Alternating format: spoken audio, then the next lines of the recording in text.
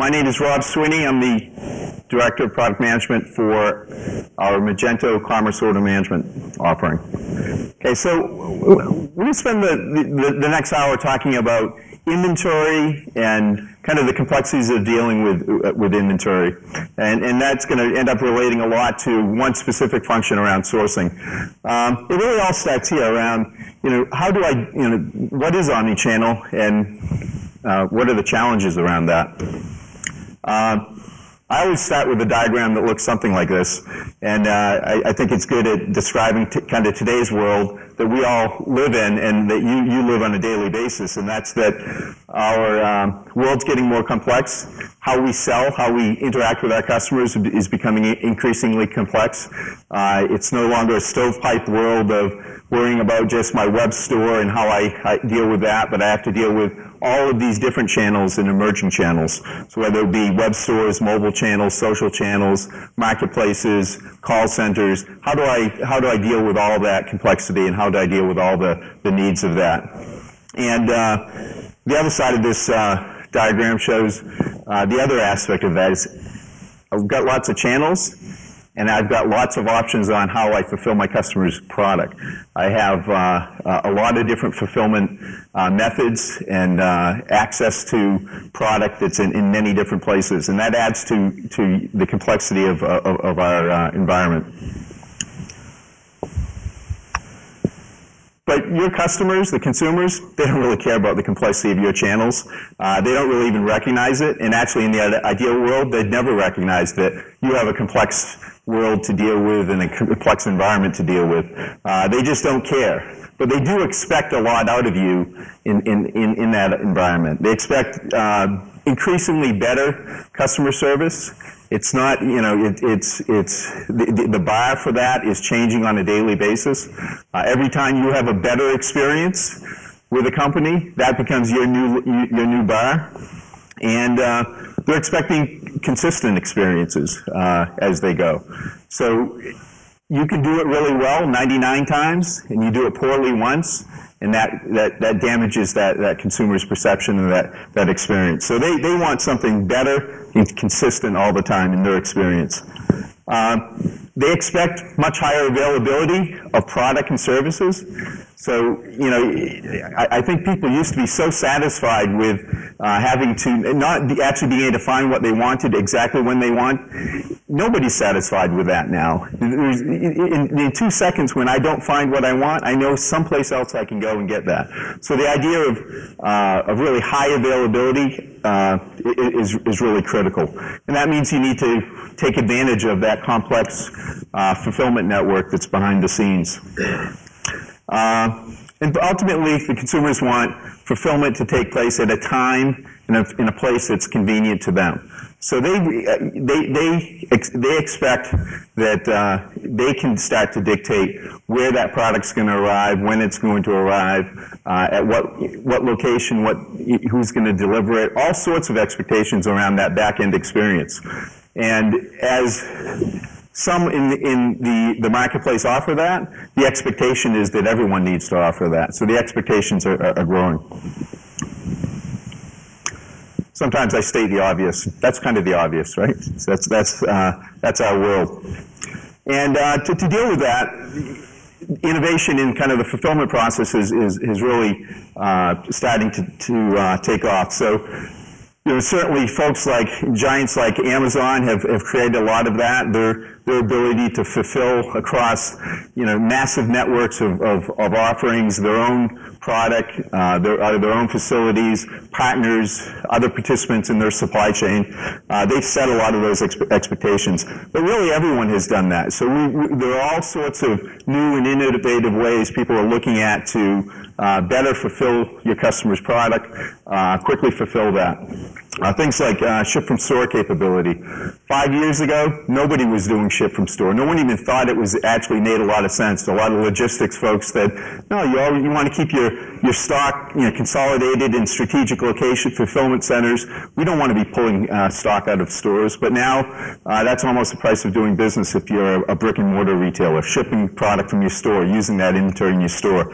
Drop shipping capabilities, buy online, ship from store functionality. So all of these different omni-channel capabilities are popping up. You're probably challenged with some of those today. You might be doing a lot of that today. The question is, are you doing it as well as you can?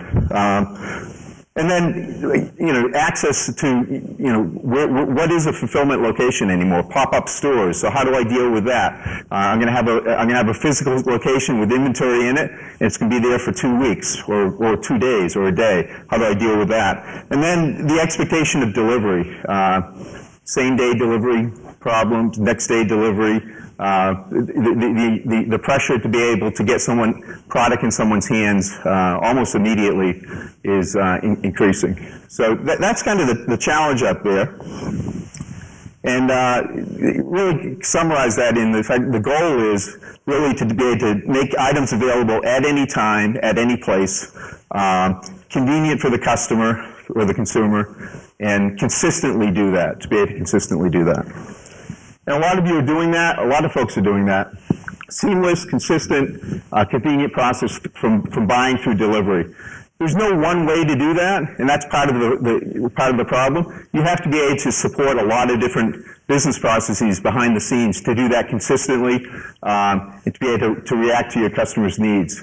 There are lots of different decisions and processes that have to be executed in that process in order to get product into their hands. How am I going to ship it? What carrier? There's all sorts of, where is it going to ship from? What inventory should I use today? None of the decisions or none of those business processes, no matter how finely tuned you get them and how well trained your organization is to execute against those, none of them are really mean anything if ultimately you can't meet one commitment, and that's the commitment you made when they bought the product around inventory. That yes, I do in fact have it available, and yes, in fact, I can get it to you tomorrow. So all of those processes that you build, all of the capabilities, all the decisions you're going to make, everything fails if you can't make one commitment, and that commitment is around the inventory you promised. So a lot of people are doing a lot of different things to try to make those commitments. So and if you don't do that well, if you don't make those commitments well, you can probably always find that inventory. So this is a quick example. This just is a quick example of showing you can be driving your online sales and your in-store sales. You can be driving those sales levels up. But if your inventory turns are following at the same time, you might have been meeting that promise to the customer. You're making your commitments. They love buying from you, but you're not making any money because you're starting to, your processes are actually costing you. So, a year ago, before we split from eBay, we won't mention them again, but before we split from eBay, we were doing a lot of really big implementations of ship-from-store capabilities for a lot of large retailers. And what we started to see as a trend is every time someone implemented, say, a ship-from-store fulfillment capability in their organization, hugely successful. They loved it. They moved tons of shipments out of their warehouses into their store networks. The next reaction after that first big season of successfully doing that, people would start to step back and say, it worked great. Now we have to figure out how to do it better. Because they immediately fell into not worrying about things like, was that the best decision to make? Was that the cheapest way to get it to that customer? They just started defaulting things to the stores. They just weren't good decisions. So the key is, how can we take advantage of that, all that inventory, all of these new fulfillment processes, but make really smart decisions about it? Making sure that we use inventory in the right place at the right time. Not just because it's there, but because it's the best decision at that point in time. And so we have a solution to help you do that. And so kind of breaking away from the topic of inventory, just in general, so we've introduced a product called Magento Commerce Order Management. It's a full suite of order management capabilities for driving kind of omni-channel processes and sophisticated fulfillment processes through an organization. It is meant to deal with any number of channels, so it obviously works with the Magento product offering seamlessly, but you can hook any sales channel into this order management offering.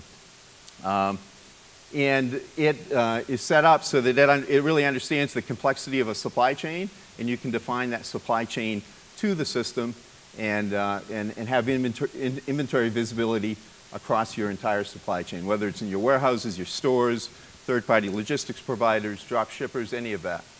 So we have a complete solution for doing that. What we're going to focus on is one module in that called global inventory. And if you really look at an order management system, there's only one thing that's really important about, that's really critical to it, and that's inventory. So it's a little, people always think it's about ordering, managing orders, doing customer service, changing orders. The heart of a good modern order management system is really around its ability to help you manage inventory, give you global visibility into that inventory. So we'll talk a little bit about that.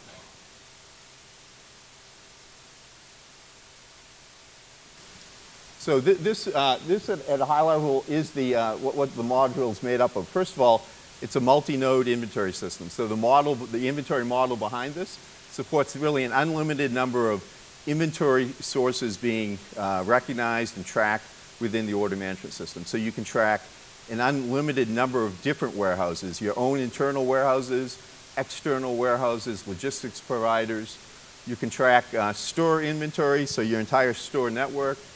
So it's a multi-node inventory model. You define basically the inventory network in your distribution network to us.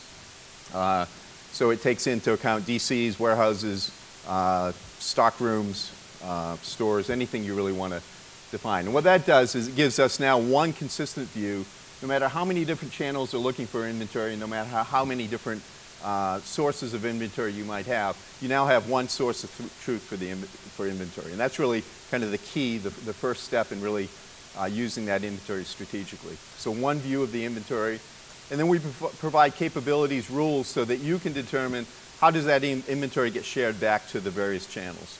So you might not want to give, although you want a consistent view of inventory, you might not want to share that same view with everyone.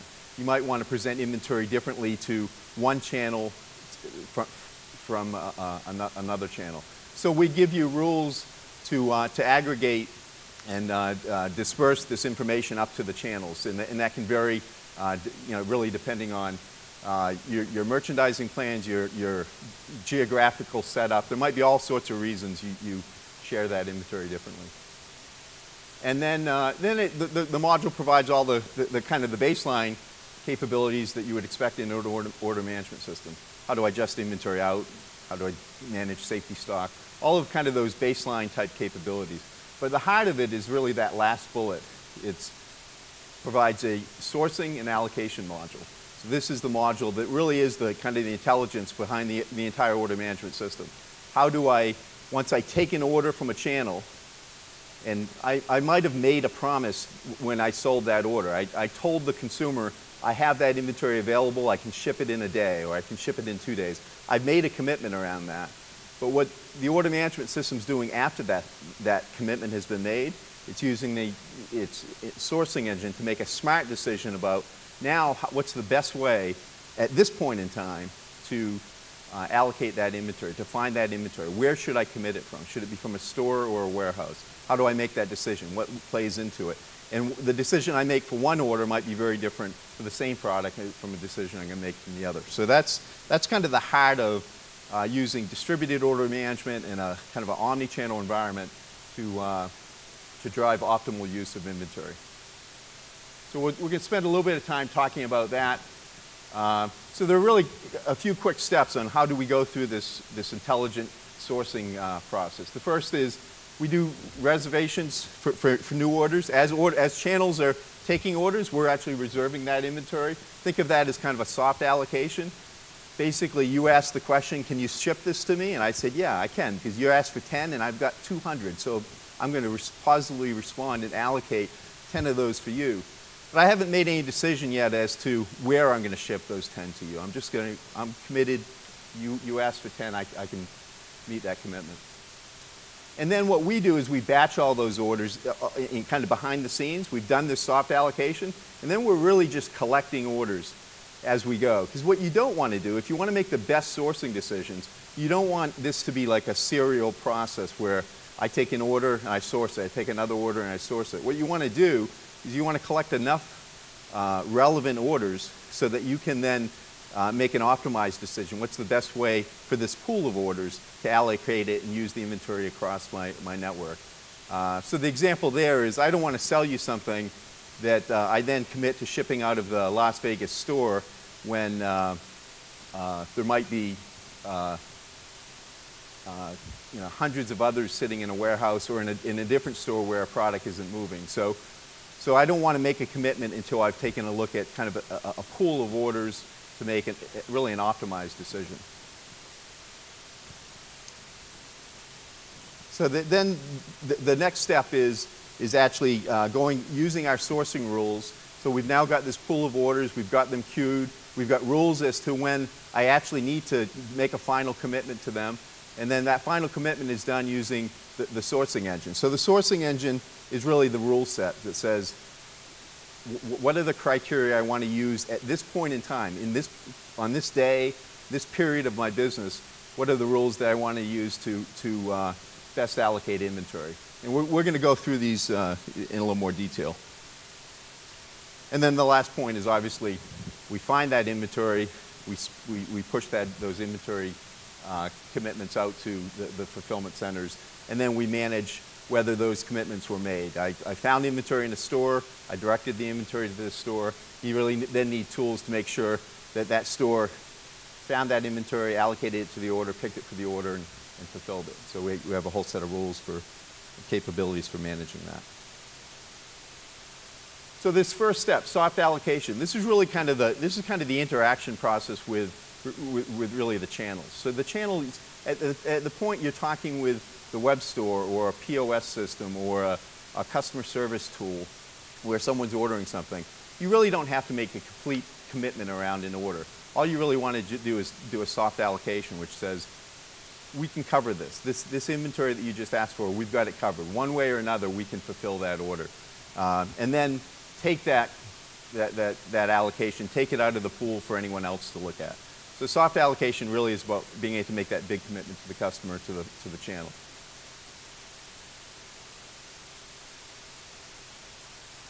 And once we do that, as I said, all these orders, as they flow in from the channels, they get added to an allocation queue. And this allocation queue is really kind of, there's a way you can visually see that. You can pull up the queue and see what's sitting out there, what's waiting to be allocated, what's waiting to be sourced. So it's something you can manually look at, but really what it is it's really representing kind of the prioritization that you're going to take as you get ready to do the allocations. And this tooling is what we're using to also track, to make sure that the process is flowing properly. So all of these orders have a commitment of inventory, and they usually have a commitment of a date they're going to be shipped or a date they're going to be received. All of that leads back to there's a drop dead period where you have to have this inventory allocated by this time, or you're going to miss the rest of that window. So this allocation exception queue really provides that. It provides that view into what orders are waiting for allocation and moving down the process. This might be a little bit out of order, but it numerically fit in the steps this way.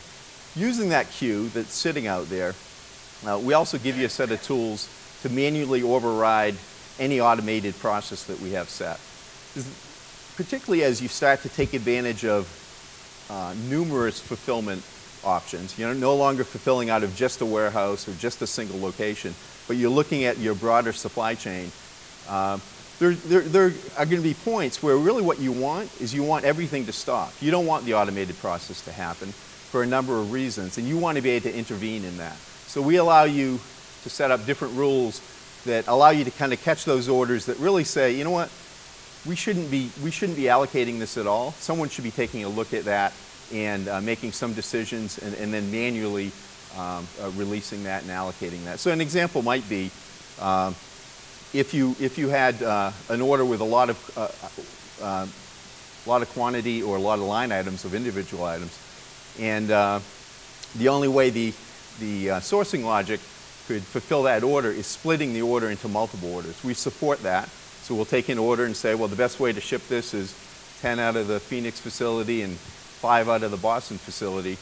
We'll support all of that. But there's a point where you would never want the system just to continually find a solution to serving a customer's order if it ended up meaning, I'm not going to split it twice, I'm not going to split it 3 times, I'm going to split it 15 different times and ship it from 15 different stores. That might be an order that's really not worth taking at that point. Or it might be an order that you actually manually could come up with a better solution. So we allow you to set rules that will really kind of halt that order in the process, and then you have a manual view that you can go into, find that inventory, manually kind of force the allocation, and then release it on its way. But 99% of the time, you don't want that to happen. The best supply chains and the best customer experience, if you look at anyone that you think is a really good, someone you love to shop with, I think the key thing is you really never, it seems like the minute you hit the buy button, everything just flows, everything, and that's because in most cases it does.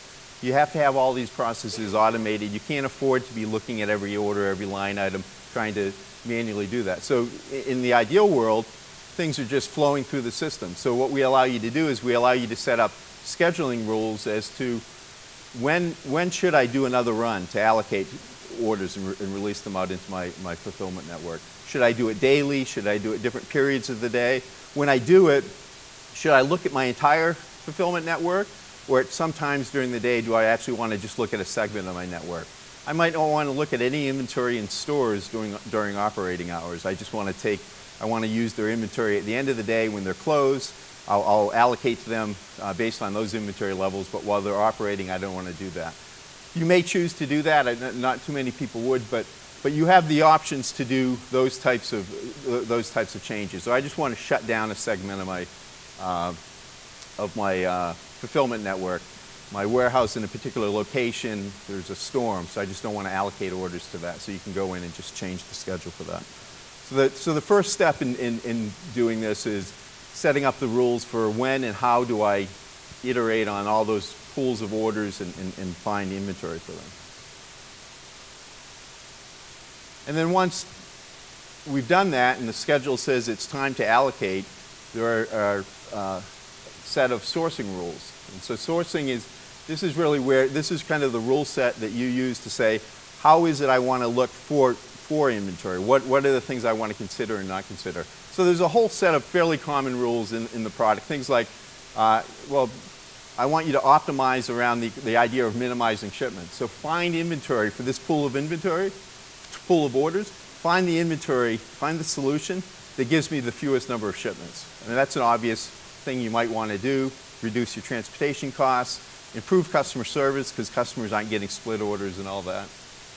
Setting limits on maximum order splits. That was that scenario I just talked about. The system will keep searching for inventory until it knows there's no inventory at all. But you probably don't want that to happen. There's probably a level where you say, no, you know what? If you have to split it more than twice or more than 3 times, send it back to me and we'll figure that out in a different way. And then you get into more granular types of rules like source priority. Who do I want to look for first?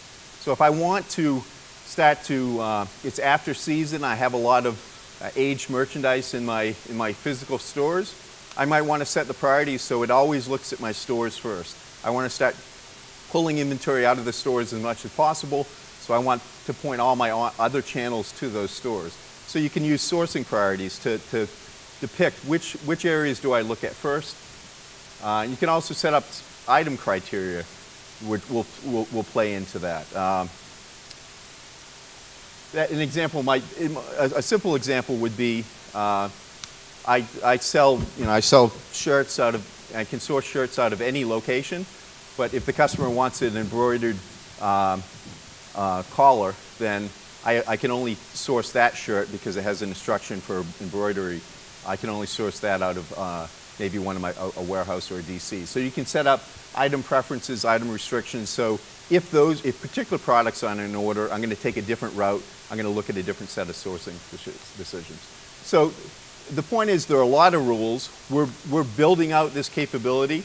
and we'll build out more and more rules into the option set as we go. But the real power of this is that you can go in and you can manipulate those rules. So you can start to take a look at what's happening in my business, and then start to adjust the rules to account for occurrence, what's going on in the business today.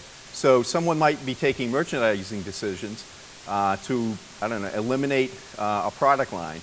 Well, that would immediately say, well, if we're doing that, if we're eliminating that, then I have a different set of criteria I want to set up in my sourcing rules in order to start to pick orders out of the stores, direct items to the stores. I might have a situation where someone says, as a matter of fact, there's someone in the room that boldly has, they don't ship any product for their online channels out of their warehouses. They shut a warehouse down. It's a pretty bold move. Not too many people, not too many retailers out there have done that. I would say that's very advanced use of omni-channel capabilities in sourcing. But this would allow you to go in and say, you know what, I want to take that. I don't actually want any inventory sitting in my warehouses for my online channels. I'll source it 100% out of the stores. I might have inventory in a warehouse for store replenishment and all that, but for picking onesie-twosies, my warehouse isn't very good at it. It's a very costly pick there. I have spare time with my personnel in the store. They're capable of doing it. So you can go in and say, I can implement that rule really quite easily. Flip of a button, and you've really changed the whole fulfillment and supply chain strategy. So this is our kind of our concept of doing that. You would have different rule sets, and you'd probably save those rule sets. So this is showing that I have different, probably hard to read, but I have different criteria already set up. And I can go in and select that. I can select it for a period of time. I want you to use this set of rules over my peak period. I want to use another set of rules during my winter months, something like that. So you can go and you can set those, you can adjust them, or you can create totally new rule sets as you go. The point is, it's kind of all rule driven, all parameter driven. You don't have to go in and code anything. The intent is for those rule sets to grow as we move forward. So that's really the process for sourcing. It's we provide you kind of real-time inventory views for all the channels, your online channels. Using the decisions you made or you committed to through those channels, we do a soft allocation of that, which is basically saying we're saving at an aggregate all that inventory information, and then we pool those orders, and based on the pace of your business and the cadence of how fulfillment works in your organization, we execute those sourcing rules against those pools of orders to come up with the optimum way to ship that particular set of orders. And then we have all sorts of tools to manage the exceptions that come up and to adjust to what's happening in the business as you go forward. The real key to all of this, or one of the keys to this, is that when we're doing all of this, we're collecting a lot of data about inventory, where it was, how it was sourced, how well we executed against using that inventory. Things like, did I ship on time? Did I have, how many pick exceptions did I have from that location? We're collecting all sorts of data from that. And we're collecting that, we're tracking that, and that gives us the ability to then provide a whole nother set of intelligence to you when you're both planning how you're going to do sourcing and how you're going to manage that inventory, and on a daily basis just as you're running the operation. So I'll give you a few examples of that. So this is a blow up of that sourcing screen. So the idea here is, as I select an option I'm going to use, a sourcing rule that I'm going to use, we're going to provide you with stats or service levels around that particular rule. So this is showing you when this rule was used the last time, when we ran this, the average number of order splits we had, and kind of how that metric was trending. showing you fulfillment times, fulfillment costs, and all that. So the idea is you can become better and better at setting those sourcing rules and decisions by using kind of the intelligence that we're collecting behind the scenes. So the same data is data that you can also be pushing back to your inventory planning systems, kind of where you're strategically looking at where I'm going to place the inventory or not. But we think that same data is really valuable just to the person that on an operational, for the day is looking at their operation today and what do I do to deal with things going in my business today. I can see these rules that I have at my fingertips to change how I'm sourcing, and I can also see what's the effect of using that rule today. So kind of a simulation type capability driving forward. You can't really simulate things until you start to collect a lot of data and metrics on how they worked in the past and how they'll work going forward. And then the other way, all that sourcing data, the information we know about how we're using your inventory today, how we're sourcing, how well we're doing, that can also be presented back to the operational personnel so that they have a dashboard kind of looking at them in the face every day to see how am I doing today? How many, here not so well, I've got 500 pick declines, so that means of all my sourcing decisions, 500 times they've come back to me and people couldn't pick them. So that to me would probably say I have a problem. Am I sourcing, is my inventory wrong somewhere? Do I have damaged product that people aren't willing to pick, pack, and ship? It's showing me that my fulfillment costs are going up, but my fulfillment time is dropping. So that's great, but do I need my fulfillment elapsed time to drop? Is that actually costing me stuff? So it's just showing me kind of a real-time view as to how well I'm doing kind of in the moment, so I can go back and react to that, use the tools that we provide to start to adjust that.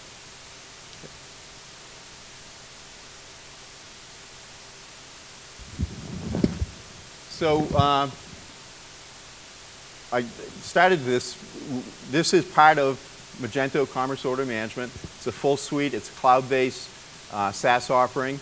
And it obviously, our primary channel that we always want to work seamlessly with is the Magento digital platform. So this is just a quick display to show that we have integration to to Magento. It's not something that we're going to build. It's something that we've already built. We have 7 customers running the product today using the full order management suite, taking advantage of our inventory modules and capabilities. I notice a lot of people take pictures of these. I think all the slides are available as well. They will all be available just so you. So I'm not going to read through all this, but we have in the room, we have a couple of our solutions architects that have actually been involved in the last year and a half, working with our customers, implementing this platform in a variety of different types of companies, retailers, branded manufacturers, wholesale distributors. So we have a broad experience implementing it in a global fashion. It runs and supports fulfillment in 20 different countries today. So we have a group of people, Mark Hatch, John Baxendale, that are in the front of the room, more than willing to talk, as I am, willing to talk to you about kind of our experience in using the tool to date, how you might consider using it. So if you have questions as we go forward, or look, search us out, both here and later in the show. Okay, so if this was interesting to you, it's an interesting topic to me in that I've spent, 25 years working in technology. All of it's always been related to order management, warehouse management, supply chain issues. And to me, the interesting thing from a career standpoint, it's the first time in my career that this stuff is really important. Everyone's always, inventory is important because companies spend a lot of money. But now it's not important just because the investment you have to make in inventory. But if you don't do this well, you can't compete in today's world. Because there are a lot of big players out there that do it extremely well. There are a lot of small players out there that do it extremely well. Your competition, the folks that survive, they're innovating around this every day. They're doing it, they're trying new approaches to better utilize that inventory. create a consistent experience for the consumers. It's really important stuff. Order management, omni-channel, that's all important, but the real key to that is how well can I manage my inventory decisions? It's how do I use that inventory on a daily basis that really is going to drive your customer experience. And I kind of go back to Amazon, who I kind of love and hate. When you really need something, sometimes you really like them.